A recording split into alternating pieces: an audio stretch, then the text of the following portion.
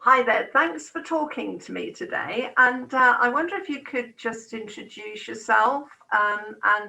You've got a little autistic boy, yes? Yes, that's correct. My name's Vicky Lucas, and I have an autistic child called Angelo. Angelo is 9 years of age, with a diagnosis of autism. And how old was he when he was diagnosed? He was diagnosed at the age of 5. Okay. He was 5 when he was diagnosed. Although he has a diagnosis of autism, he's also has a diagnosis of separation anxiety. And he does have sensory processing difficulties as well. Wow, that's quite. And actually, quite recently, he's been diagnosed with dyspraxia as well. So he's got a number of difficulties that he's having to yes. deal with, and of course, then so are you. Oh, absolutely, yeah. It is really challenging. Can you just give me an idea as to what led you to get a diagnosis for Angelo? Was there anything specific that made you think that things weren't quite right?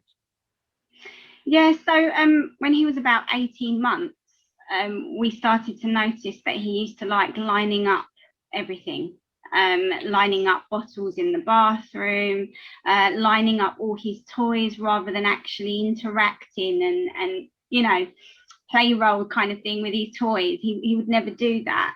He just had an interest in lining everything up. And if something wasn't lined up correctly, he would get very, very upset and distressed. And also his attachment to me from a very young age. He was very, very attached, and he wouldn't go to anybody, didn't want to anyone to hold him. He wouldn't give any cuddles. He didn't like any cuddles. His hands were always open like this as a little baby. He never wanted to. He just didn't like cuddles. That must have been difficult for you as a mum to have a baby that wouldn't cuddle back.